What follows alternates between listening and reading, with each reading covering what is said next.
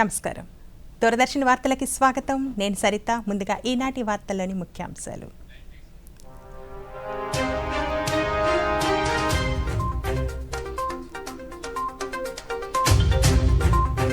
ఢిల్లీ రాష్ట్రపతి భవన్లో ఘనంగా ఇన్వెస్టిచర్ సెర్మనీ. రక్షణ రంగంలో ఉత్తమ ప్రతిభ ప్రదర్శించిన వారికి పురస్కారాలు అందించిన రాష్ట్రపతి ద్రౌపది ముర్ము.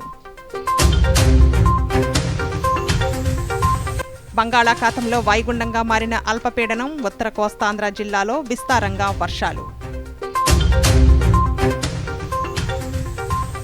భారీ వర్షాలు, వరదలపై ముఖ్యమంత్రి దృశ్య మాధ్యమ సమావేశం. ప్రాణ, ఆస్తి నష్టం లేకుండా చూడాలని అధికారులను ఆదేశించిన ఎన్ చంద్రబాబు నాయుడు. ఉద్దానం ప్రాంతాన్ని అన్ని రంగాల్లో అభివృద్ధి చేస్తామన్న కేంద్ర విమానయాన శాఖ మంత్రి. రాష్ట్రంలో అభివృద్ధి సంక్షేమ పథకాలు శరవేగంతో జరుగుతున్నాయన్న కింజరాపు రామ్మోహన్ నాయుడు. మైక్రోసాఫ్ట్ విండోస్లలో తలెత్తిన సాంకేతిక సమస్య. ప్రపంచవ్యాప్తంగా పలు సేవలకు అంతరాయం. ఇక వార్తల్లోని వివరాలు.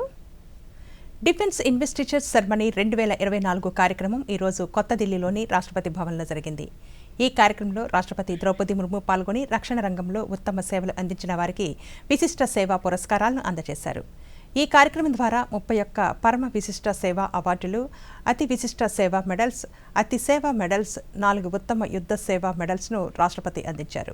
పరమ విశిష్ట సేవా మెడల్ను అడ్మిరల్ దినేష్ కుమార్ త్రిపాఠి, పదవీ విరమణ పొందిన lieutenant generals Arun Anant Narayan, Devendra Pratap Pandey, Raveen Khosla, P Gopalakrishna మీనన్లకు పదాది దళాలు అందించారు.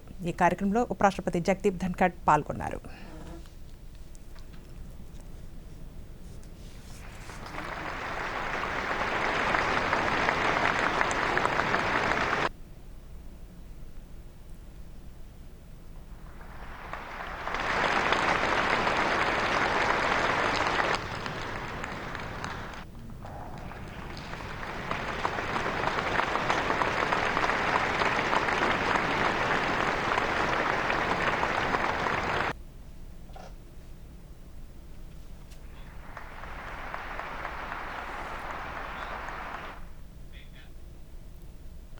వాతావరణ మార్పు సమస్యను అత్యవసరంగా పరిష్కరించకపోతే సమాజ విపత్తుకు దారితీస్తుందని ఉపరాష్ట్రపతి జగదీప్ ధన్ఖడ్ పేర్కొన్నారు.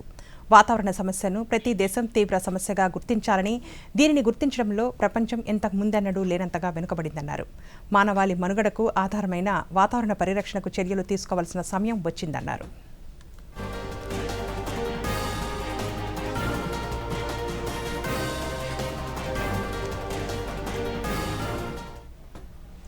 We have set a target to achieve 50% of its installed electricity capacity from non-fossil fuel-based energy sources by 2030 and achieving net zero by 2070. You will be happy to note India is among lead nations to be working earnestly in this direction. India has set this target and working for it in a significant manner by taking several affirmative steps of policies and innovation. The journey of India's commitment to biofuels was marked by a significant milestone when our first biofuel-powered flight undertook its maiden voyage in the year 2018.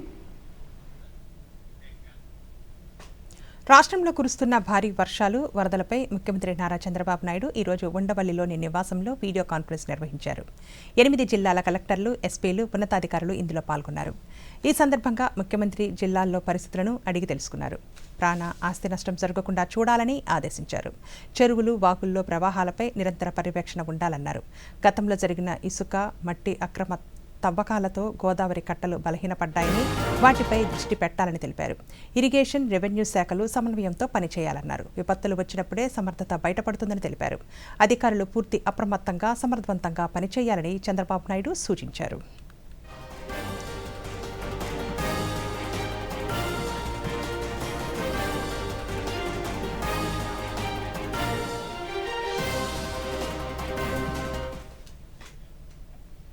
వాయువ్య బంగాళాఖాతంలో ఏర్పడిన అల్పపీడనం వాయుగుండంగా మారిందని వాతావరణ శాస్త్రవేత్త సగిలి కరుణసాగర్ తెలిపారు. ఈ రోజు ఆయన దూరదర్శన్తో మాట్లాడుతూ వాయుగుండం ప్రభావంతో ఉత్తర కోస్తా, మధ్య కోస్తా ప్రాంతాల్లో భారీ వర్షాలు కురుస్తాయన్నారు.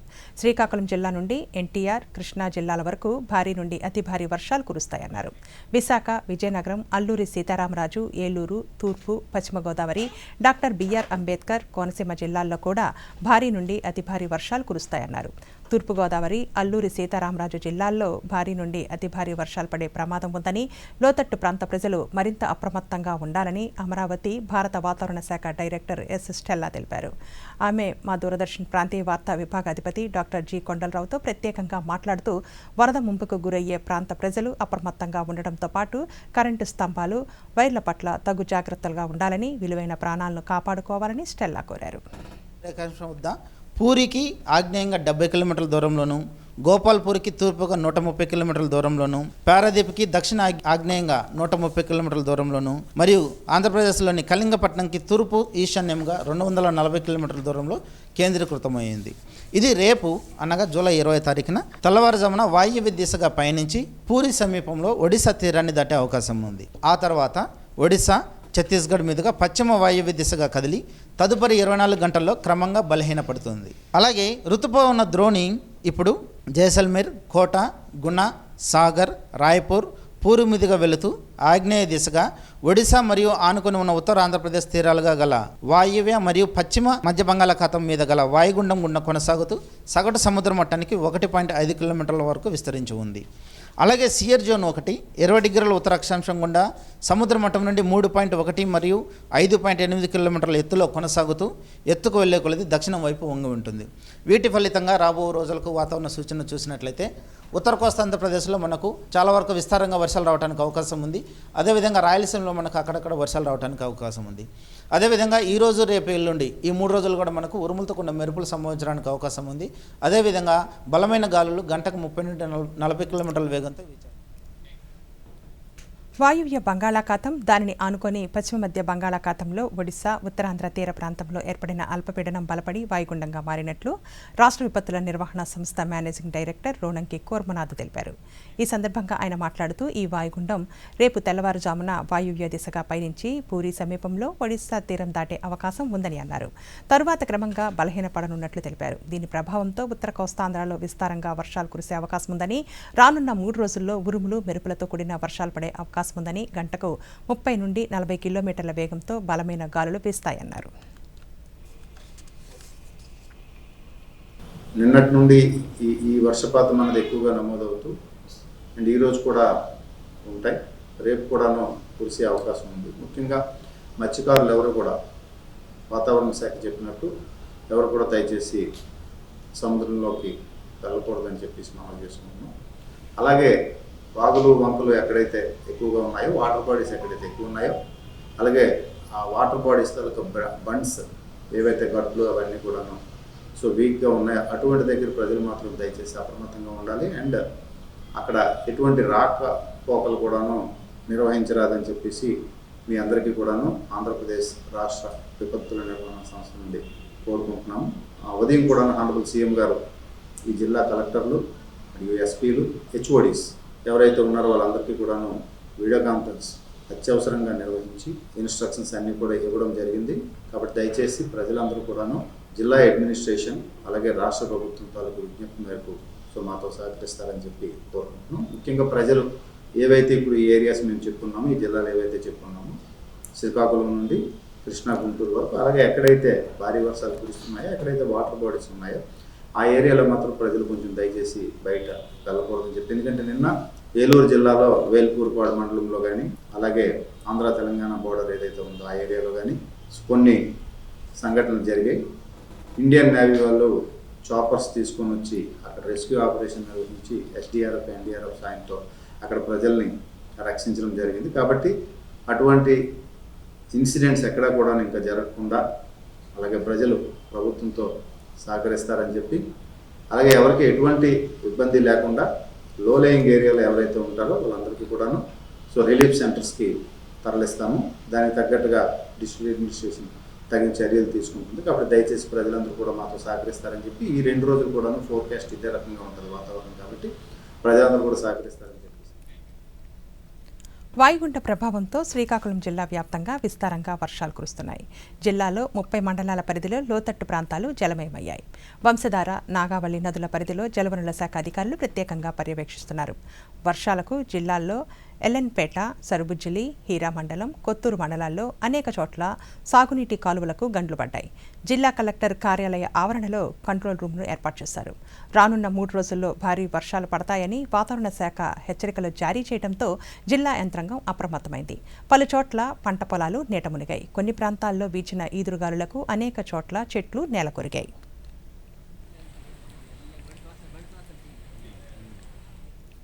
ఆంధ్రప్రదేశ్ శాసనసభ సమావేశాల నోటిఫికేషన్ విడుదలైంది. ఈ నెల 22వ తేదీ ఉదయం 10 గంటలకు ఉభయ సభలు ప్రారంభం కానున్నాయి. గవర్నర్ ఎస్ అబ్దుల్ నజీర్ ప్రసంగంతో ఉభయ సభల సమావేశాలు ప్రారంభం కానున్నాయి.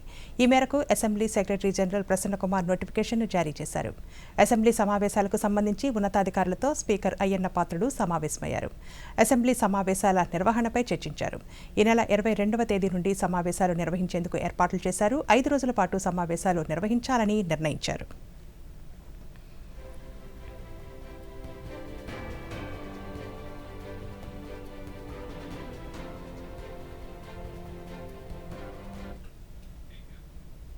తిరుమల శ్రీవారి దర్శనానికి కాలినడకన వచ్చే భక్తులకు ఎలాంటి ఇబ్బందులు కలగకుండా రక్షణ చర్యలు చేపడతామని, భక్తులకు టోకెన్లను పునరుద్ధరిస్తామని రాష్ట్ర హోంమంత్రి వంగలపూడి అనిత తెలిపారు.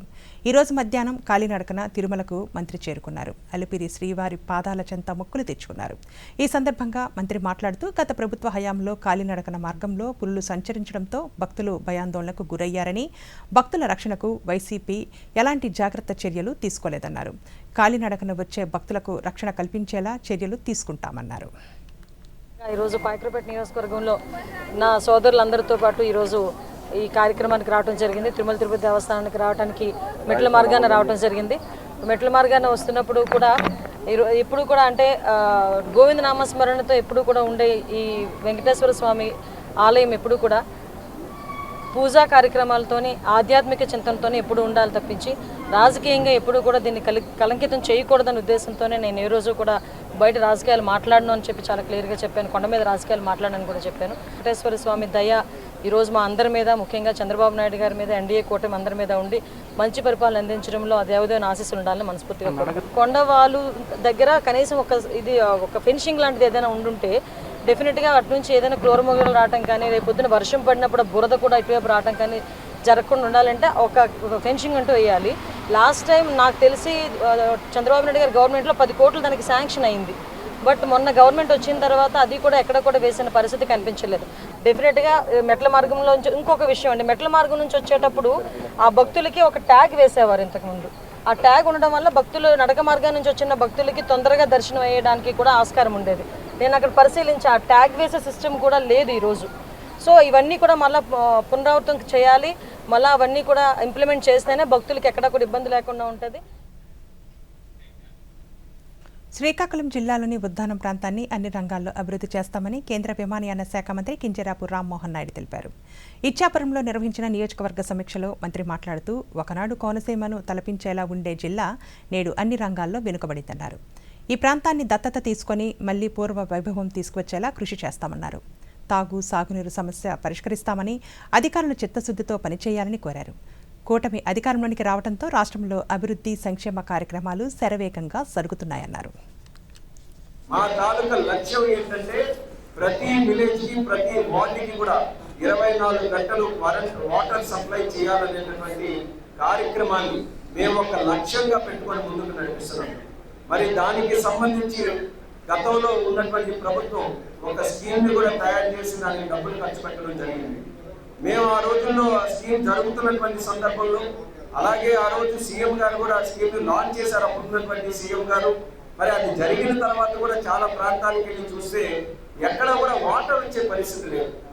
ఈ రోజు ఉన్నటువంటి ప్రభుత్వం ప్రజలకి మంచి చేయాలనే ఉద్దేశంతోనే ఈరోజు మొట్టమొదటిగా మేము కూడా గెలిచిన తర్వాత కార్యకర్తలతోనే సమావేశాలు పెట్టి ఎన్నో ఆర్భాటాలు చేయొచ్చు, కానీ మా ప్రయారిటీ ప్రజల సమస్యలు కాబట్టి ఈరోజు ముందుగా మేము రివ్యూ మీటింగ్ పెట్టుకున్నాం. ఇచ్చాపురంలో సమస్యల మీద మనం దృష్టి పెట్టి దాని మీద ఒక కార్యాచరణ మనం రూపకల్పన చేసుకుంటే ప్రజల్లో కూడా ఒక నమ్మకం ఉంటుందనే ఆలోచనతో ఈ కార్యక్రమం చేస్తున్నాం.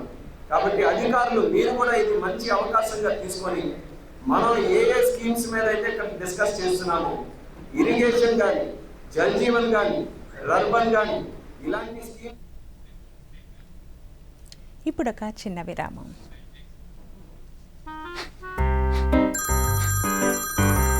సార్, మీ కేవైసీ అప్డేట్ చేయాలి, లేకపోతే అకౌంట్, ఏటీఎం కార్డు బ్లాక్ అయిపోతాయి. జాగ్రత్త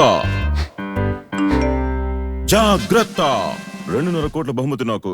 చూడండి, తెలియని కాల్స్, దొంగ ఈమెయిల్స్, లింక్స్, ఇంకా మోసగించే యాప్స్ నుంచి మీ పిన్, ఓటీపీ, పాస్వర్డ్ ఎప్పుడు ఎవరితోనూ షేర్ చేయకండి. మీరు జాగ్రత్తగా ఉంటే నష్టం రాదంతే.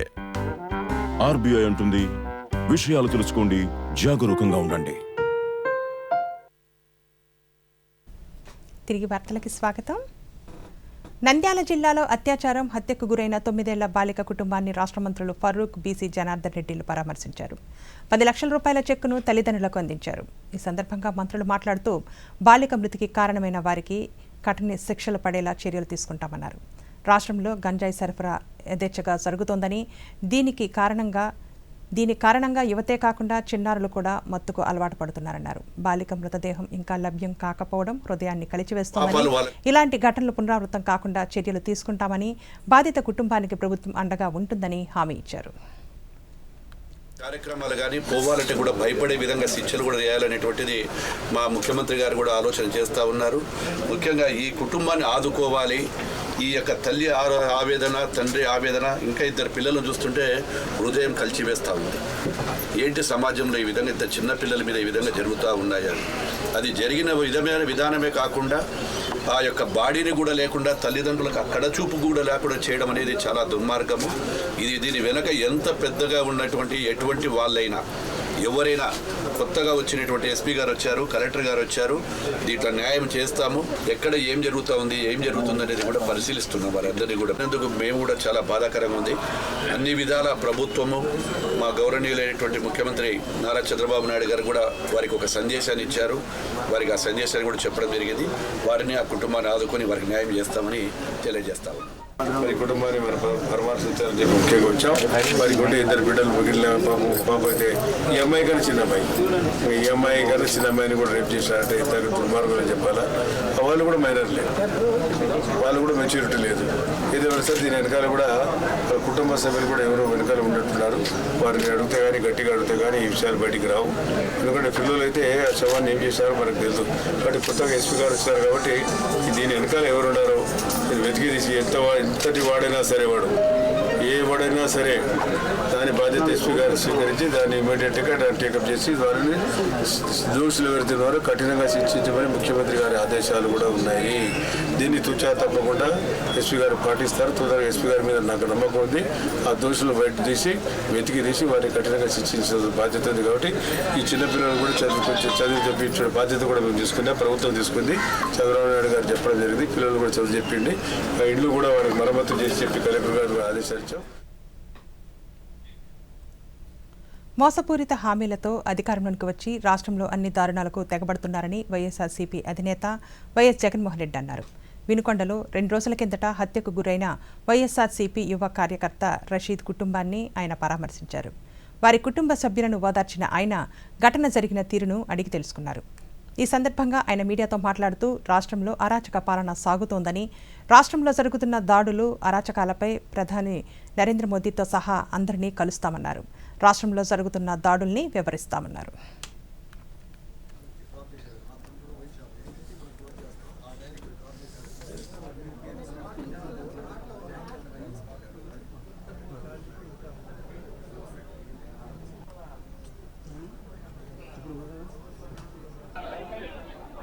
రాష్ట్రంలో ఈరోజు ఒక ఆటవిక పాలన సాగుతా ఉంది.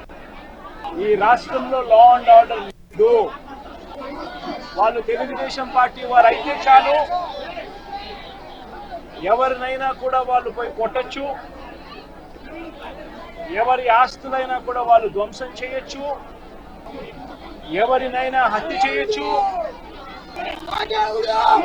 వాళ్ళు ఏమి చేసినా కూడా పోలీసులు ప్రేక్షక పాత్ర మాత్రమే పోషిస్తారు. అటువైపు నుంచి ఎవరైనా కేసు పెడితే వాళ్ళే తప్పు చేశారని అంటూ పోలీసులు కూడా బనాయిస్తారు అనే ఒక నీచ సంస్కృతి ఈ రోజు రాష్ట్రంలో రాజ్యమేలుతా ఉంది. 45 రోజుల్లో దాదాపుగా 36 రాజకీయ హత్యలు, 300కు పైగా హత్యాయత్నాలు, 560 చోట్ల ప్రైవేట్ ఆస్తులను ధ్వంసం చేశారు. తెలుగుదేశం పార్టీ అధికారంలోకి వచ్చిన తర్వాత ఈ రాష్ట్రంలో ఇది లా అండ్ ఆర్డర్ పరిస్థితి. మైక్రోసాఫ్ట్ విండోస్లో ఏర్పడిన సాంకేతిక అంతరాయ ప్రభావం గన్నవరం విమానాశ్రయంపై పడింది. వివిధ విమాన కంపెనీలకు సాంకేతిక సేవలు అందిస్తున్న సాఫ్ట్వేర్లు డౌన్ అయ్యాయి. ఒకవైపు బుకింగ్స్, మరోవైపు విమాన సర్వీస్ సిగ్నల్స్కు అంతరాయం ఏర్పడింది. దీంతో ప్రయాణికులు తీవ్ర ఇబ్బందులు ఎదుర్కొంటున్నారు. దీనిపై గన్నవరం విమానాశ్రయ డైరెక్టర్ ఏకే లక్ష్మీకాంత్ రెడ్డి మీడియాతో మాట్లాడుతూ రోజుకు గన్నవరం నుండి 23 విమాన సర్వీసులు వివిధ ప్రదేశాలకు వెళ్తున్నాయని, అయితే ఈ రోజు ఇప్పటివరకు 13 విమాన సర్వీసులు మాత్రమే ఇక్కడి నుండి బయలుదేరి వెళ్లాయన్నారు. 7 విమాన సర్వీసులు ఆలస్యంగా బయలుదేరి వెళ్లాయని, ఇదే ఆలస్యం సాయంత్రం వరకు కొనసాగితే ప్రయాణికులు తీవ్ర ఇబ్బందులు పడే అవకాశాలు ఉన్నాయన్నారు. ప్రపంచవ్యాప్తంగా అన్ని విమానాశ్రయాల్లో ఇదే పరిస్థితి నెలకొందని తెలిపారు. ఇప్పటికే ఆన్లైన్లో బుకింగ్ చేసుకున్న విమానయాన ప్రయాణికులకు మాన్యువల్గా బోర్డింగ్ పాసులు ఇస్తున్నామని, టికెట్ల కౌంటర్లో ప్రయాణికులకు టికెట్లు నిలిపివేశామన్నారు. అఫెక్ట్ అవ్వడం వల్ల చాలా వరకు ఫ్లైట్స్ డిలే అవుతున్నాయి. మనకు విజయవాడలో total 23 flights domestic flights operation ఉంటే ఇంతవరకు మనకు 12 ఫ్లైట్స్ వచ్చేలాయి. అందులో 6 ఫ్లైట్స్ ఈ సిస్టమ్ వల్ల డిలే అయ్యాయి. రిమైనింగ్ 6 మార్నింగ్ వచ్చిన ఫ్లైట్స్ మాత్రం దేవర్ ఆన్ టైం. బట్ ఇక్కడ నుంచి ఇంకా మనకు ఇంకా 11 ఫ్లైట్స్ ఉండబోతున్నాయి. అందులో ఇప్పటివరకు మనకు తెలిసింది 4 ఫ్లైట్స్ డిలే ఉంది అని తెలిసింది. మేబీ మిగతా ఫ్లైట్స్ కూడా అవడానికి అవకాశం ఉంది. ఎందుకంటే సిస్టమ్ డౌన్ అవడం వల్ల బోర్డింగ్ పాస్ ప్రింటింగ్ కానీ, బ్యాగేజ్ ట్యాక్స్ ప్రింటింగ్ కానీ ఇవన్నీ ఏం జరగట్లేదు. బోర్డింగ్ పాస్ వరకు ఏం చేస్తున్నారంటే మాన్యువల్గా హ్యాండ్ రిటన్తో రాసి ఇస్తున్నారు. దానివల్ల కొంచెం సిస్టమ్ డిలే అవ్వడం జరుగుతుంది. ఇది కాకుండా బ్యాగేజ్ కూడా మాన్యువల్గానే ట్యాగ్స్ తయారు చేసి పెడుతున్నారు. సో ఈవెన్ టైం కన్జ్యూమ్ కాబట్టి కొంచెం డిలే అవుతుంది. మనది కంపారిటివ్లీ చిన్న ఎయిర్పోర్ట్ కాబట్టి వచ్చిన ఫ్లైట్ వచ్చినట్టుగా మనం పంపిస్తున్నాము. జరుగుతున్న డిలే ఏంటంటే అది పైనుంచి వచ్చే ఫ్లైట్ డిలే అవ్వడం వల్ల డిలే అవ్వడం తప్ప విజయవాడ ఎయిర్పోర్ట్ పరంగా మనకు వచ్చిన ఫ్లైట్ 20 మినిట్స్లోనే దాన్ని మళ్ళీ వెనక్కి పంపించడము, అదే ఎయిర్ ఇండియా లాంటి పెద్ద ఫ్లైట్ అయితే 40 మినిట్స్లో వెనక్కి పంపించడం జరుగుతుంది. విజయవాడ పరంగా డిలే ఏం అవ్వలేదు.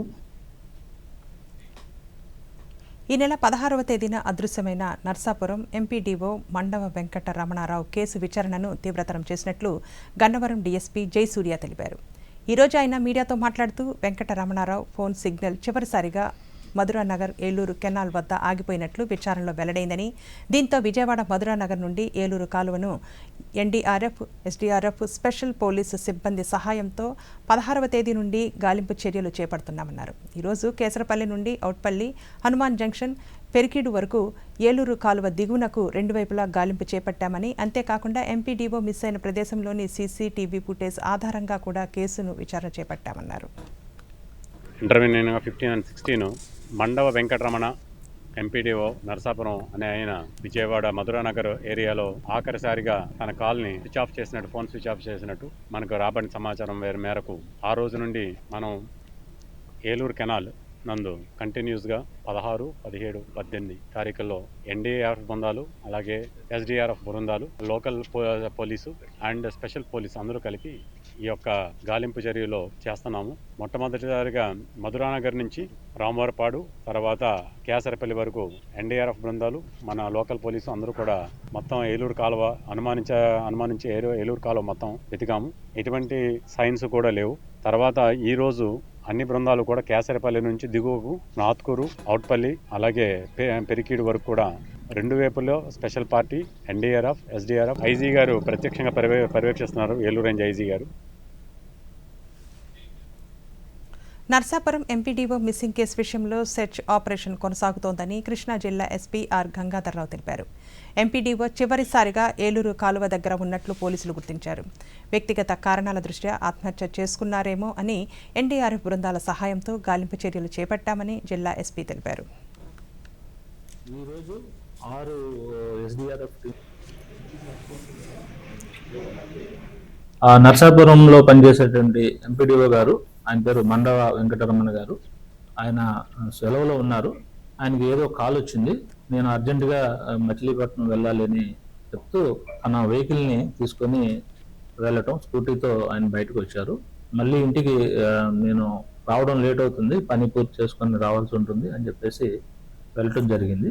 ఈవినింగ్ నుంచి ఆయన కాల్ అంతా డైవర్షన్స్లో వెళ్ళిపోయినాయి. అన్ని ఏ కాల్ చేసినా సరే ఆయన కాల్ వచ్చేసి వాళ్ళ ఆఫీస్లో పనిచేసేటువంటి అడ్మినిస్ట్రేటివ్ ఆఫీసర్కి వెళ్ళిపోవడం జరిగింది.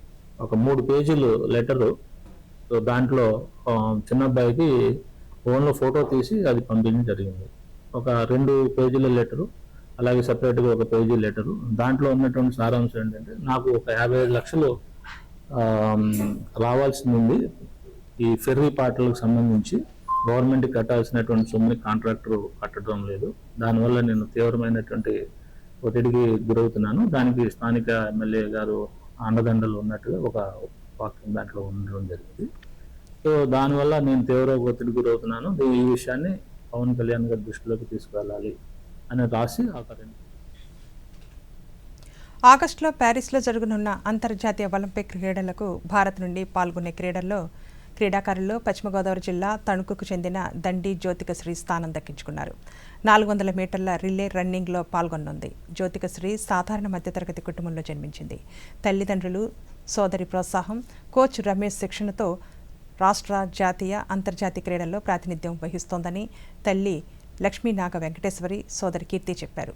తణుకులో వారు దూరదర్శన్తో మాట్లాడుతూ చిన్నప్పటి నుండి కష్టపడి చదువుతో పాటు రన్నింగ్లో కూడా జ్యోతికశ్రీ మంచి ప్రావీణ్యం సాధించిందన్నారు. రాష్ట్ర, జాతీయ స్థాయిలో అనేక పథకాలు సాధించిందని, గత 3 సంవత్సరాలుగా త్రివేంద్రంలోని బేస్ క్యాంపులో శిక్షణ పొందుతోందన్నారు. మా పాప చిన్నప్పటి నుంచి స్పోర్ట్స్ అంటే ఇష్టం. మా వారు బాడీ బిల్డర్ అండి, అందుకని మా అమ్మాయికి స్పోర్ట్స్ వల్ల మా పాప కూడా స్కూల్ గేమ్స్లో అది ఫస్ట్ వచ్చేది. దానివల్ల మా వారు తీసుకెళ్ళి ప్రాక్టీస్ అవి చేయించడం ఇది చేయించేవారు. ఇక్కడ మాది తణుకులోనే ప్రాక్టీస్ చేయించేవారు. ఇక్కడ సీతారామయ్య గారు అని కోచ్ ఉండేవారు, ఆయన దగ్గర శిక్షణ తీసుకునేది. 10th వరకు తణుకులో మాంటిసోరి స్కూల్లో చదివింది. ఇక్కడ అయ్యాక Vijayawada inter first year Vijayawada Siddhartha మహిళా కళాశాలలో జాయిన్ చేసాము. వినాయక్ ప్రసాద్ సార్ సాయి అకాడమీలో జాయిన్ అయ్యింది. అక్కడ శిక్షణ తీసుకొని చాలా కష్టపడి చేసేది. కరోనా టైంలో హైదరాబాద్లో జాయిన్ అయ్యింది. హైదరాబాద్లో రమేష్ సార్ దగ్గర శిక్షణ తీసుకొని అక్కడ ఎన్నో మెడల్ సాధించి అక్కడి నుంచి ఇండియన్ క్యాంపు త్రివేంద్రం వెళ్ళి అక్కడ క్యాంప్లోనే ప్రాక్టీస్ చేసేది. అక్కడి నుంచి ఒలింపిక్స్కి ప్యారిస్ అక్కడి నుంచి అలా వెళ్తుంది. మా పాప ఎంతో కష్టపడి శిక్షణ తీసుకొని ఈ స్థాయికి చేరింది. ఫస్ట్ డాడీ తనలో ఉన్న ప్రతిభను గుర్తించి ఇలా పంపిస్తే బాగుండిద్ది అని చెప్పేసి డాడీనే ప్రోత్సహించారు వెనకాలండి. తణుకులోనే 10th వరకు పూర్తి చేసి 10thలో ఉన్నప్పుడే వరల్డ్ స్కూల్ గేమ్స్కి తను సెలెక్ట్ అయింది. ఇక్కడి నుంచి తన ప్రయాణం ఇంకా కష్టతరమైంది. వరల్డ్ స్కూల్ గేమ్స్కి వెళ్ళాక ఇంకా 10th అవ్వగానే ఇంటర్ విజయవాడలో స్టార్ట్ చేసింది. విజయవాడలో వినాయక్ ప్రసాద్ అనే సార్ దగ్గర కోచింగ్ తీసుకునేది. అక్కడ రిజర్వేషన్లకు వ్యతిరేకంగా బంగ్లాదేశ్లో ఆందోళనకారులు చేపట్టిన నిరసన హింసాత్మకంగా మారింది. ఈ ఘర్షణలు అదుపు చేసేందుకు ఆ దేశ ప్రభుత్వం సైన్యాన్ని రంగంలోకి దించాల్సిన పరిస్థితి తలెత్తింది. ఈ నేపథ్యంలో భారత ప్రభుత్వం స్పందించిందని, అక్కడున్న భారతీయులందరూ సురక్షితమేనని విదేశాంగ మంత్రిత్వ శాఖ కార్యదర్శి రణధీర్ జైస్వాల్ తెలిపారు. ఢిల్లీలో ఆయన మీడియాతో మాట్లాడుతూ ప్రస్తుతం బంగ్లాదేశ్లో నెలకొన్న పరిస్థితులు ఆ దేశ అంతర్గత వ్యవహారమని, అక్కడ 15,000 మంది భారతీయులు ఉండగా వారిలో 8,000 మంది విద్యార్థులేనన్నారు. వారంతా సురక్షితంగానే ఉన్నారని, వారి రక్షణకు అవసరమైన చర్యలకు సిద్ధంగా ఉన్నామని ఆయన వివరించారు. We have around 8,500 students and somewhere around 15,000 Indian nationals resident in the country. We have issued a travel advisory for people to be in touch with the High Commission and for us to render any assistance that they may need. External Affairs Minister is himself monitoring the situation. The High Commission మైక్రోసాఫ్ట్కు సంబంధించిన పలు సేవల్లో ఈరోజు సాంకేతిక సమస్యలు తలెత్తాయి. దీంతో బ్యాంకులు, విమానయాన సంస్థలు, టెలికాం, మీడియాతో సహా అనేక రంగాలపై దీని ప్రభావం పడింది. ఈ క్రమంలో లండన్ స్టాక్ ఎక్స్చేంజ్ సేవలు నిలిచిపోయాయి. అలాగే అమెరికాలో ఎమర్జెన్సీ సేవలు అందించే 911పై ప్రభావం పడింది. ఆస్ట్రేలియాలోనూ వార్తా ప్రసారాలు నిలిచిపోయాయి. భారత్లో విమాన, ఐటీ సేవలకు సైతం అంతరాయం ఏర్పడింది. మైక్రోసాఫ్ట్ యాప్స్లో సాంకేతిక సమస్యలు తలెత్తడంతో వివిధ రంగాలపై ప్రభావం చూపింది. పరిస్థితిపై మైక్రోసాఫ్ట్ విచారణ జరుపుతోంది.